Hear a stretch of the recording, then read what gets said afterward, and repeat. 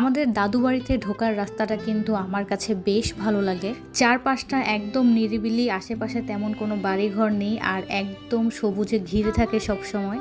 এখন কিন্তু আমরা চলে এসেছি আমাদের দাদু বাড়িতে। আমি তো গতকাল দুপুরেই চলে গিয়েছিলাম নানু বাড়িতে, সেইখান থেকে কিন্তু আবার আজকে দুপুরের মধ্যেই চলে আসলাম দাদু বাড়িতে। যারা আমার আগের ব্লগ ভিডিওগুলো দেখেছেন তাদের কাছে তো সব ব্যাপারগুলোই ক্লিয়ার। নতুন জামাই এসেছে, তাই নতুন জামাইকে কিন্তু খুব সুন্দর করে ওয়েলকাম করা হয়েছে। আর এইখানে কিন্তু আমাদেরকে কেউ কোনো বাধা দেয় না যে এসব করো না ওসব করো না, বরং আমাদের ফ্যামিলি যারা বড় আছে তারা কিন্তু এইসব দেখে আরো বেশি খুশি হয়। যাই হোক, আগের ভিডিওতে বলেছিলাম আজকে আমাদের দাদু বাড়িতে অনেকের দাওয়াত আছে, অনেক দিন পর অনেকের সাথে দেখা হয়েছে। আজকে কিন্তু আমাদের দাদু বাড়িতে একদম ঘর ভর্তি মেহমান। আমার খালামণি, ফুপি, মামা ম্যাক্সিমাম অনেকেই এসেছে, যাদের সাথে বেশ অনেকদিন দেখা হয়নি তাদের সাথে এতদিন পর দেখা হয়ে কিন্তু অনেক ভালো লাগছে। আর এখানে আমার আব্বু কিন্তু তার জামাইকে সবার সাথে পরিচয় করিয়ে দিচ্ছে। অন্য পাশে কিন্তু আমার আম্মু, চাচি সবাই মিলে কিন্তু রান্নাবান্নার তোড়জোড় প্রস্তুতি নিচ্ছে। ভালো কথা, আজকে কিন্তু আরশ প্রথমবারের মতো এই বাড়িতে আসবে। মানে আরশ তো ঢাকাতেই থাকে আমাদের সাথে, কিন্তু আরশের অরিজিনাল নানু বাড়ি কিন্তু এইটা। তো আরশকে ওয়েলকাম করার জন্য এখানে একটা টাকার মালা বানানো হয়েছে।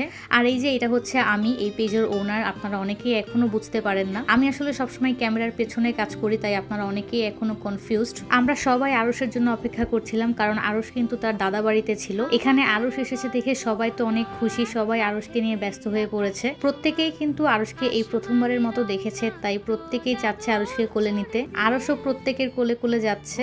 আর মাশাআল্লাহ, আমাদের বাড়িতে কিন্তু একদম মেহমানে পরিপূর্ণ হয়ে গেছে। আচ্ছা চলুন এখন আমার আব্বুকে দেখাই। মাঝখানে যে আছে সেটা হচ্ছে আমার আব্বু, আর দুই সাইডের দুজন হচ্ছে আমার আব্বুর বেয়াই। মানে একজন হচ্ছে আমার বড় আপি মানে মুক্তাপির শ্বশুর, আর একজন হচ্ছে মনির শ্বশুর। সো আমার আব্বু তো বেআইনদেরকে পেয়ে বেশ খুশি। সবার সাথে দেখা সাক্ষাৎ করে কথাবার্তা বলে এখন আমরা সবাই একটু বাহিরে এসেছি। আমার মামা বাইক নিয়ে এসেছে, আর এখানে মনির হাজবেন্ড বাইকের চাবি নিয়ে কিন্তু মনিকে নিয়ে পুরো গ্রাম ঘুরছে। আসলে ভাইয়াও হচ্ছে আমাদের মতো সবার সাথে মিলেমিশে থাকতে অনেক পছন্দ করে। তথাকথিত একটা ব্যাপার আছে না যে জামাই জামাই ভাব নিয়ে থাকতে হবে, একটা গম্ভীর ভাব। মনির হাজবেন্ডের মধ্যে এই ব্যাপারটা একদমই নেই। ভাইয়া কিন্তু আমাদের সবার সাথে একদম ক্লোজলি মিশে যায়। আমরাও কারোর সাথে ভাব নিয়ে থাকি না, আর আমাদের সাথেও কেউ ভাব নিয়ে থাকে না। আর যারা ভাব নিয়ে থাকে তাদের সাথে আসলে আমাদের চলেও না। আমাদের বাড়ির পাশেই কিন্তু একটা খালপাড় আছে, সবাই মিলে চলে আসলাম এই খালপাড়ে। আর এই খালপাড়টা দেখতে এত বেশি সুন্দর লাগছিল।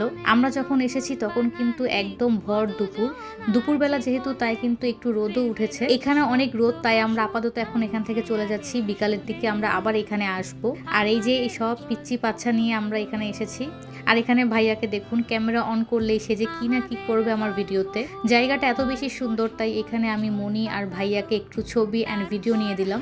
এখন আমরা সবাই মিলে আবার বাড়ির দিকে চলে যাচ্ছি, কারণ বাড়িতে গিয়ে আমাদের সবাইকে লাঞ্চ করতে হবে। বাড়িতে গিয়েই দেখি অলরেডি খাবার দাবার দিয়ে দিচ্ছে টেবিলের মধ্যে।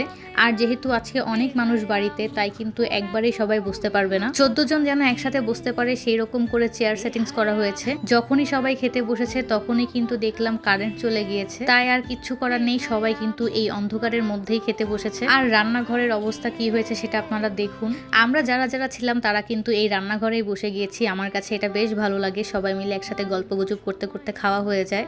এইখানে আমার কাজিন মিষ্টির প্যাকেট থেকে কি যেন বের করছিল, কেন বের করছিল আমি ঠিক জানি না। খাওয়া দাওয়া করার পরে বিকালের দিকে কিন্তু আমরা আবার চলে আসলাম এই খালপাড়ের দিকে। খালপাড়ের দিকেই কিন্তু একটা মাছ ধরার ট্রলার বাঁধা ছিল, তো মনি আর বাকি সবাই মিলে সেইখানে একটু উপরে উঠছিল। দাদু বাড়িতে তো আমাদের ঘোরাফেরা শেষ, এখন কিন্তু আমরা আবার চলে যাব আমার ফুপির বাড়িতে। মানে রাতের ডিনারের দাওয়াতটা আমাদের বড় ফুপির বাসায়। সো সেই ব্লগ ভিডিওটা আমি নেক্সট কোনো ভিডিওতে আবার দেখাবো আপনাদেরকে। আজকের মতো এতটুকুই। Thanks for watching. যারা এতক্ষণ কষ্ট করে আমার ভিডিওটা দেখলেন, আল্লাহ হাফেজ।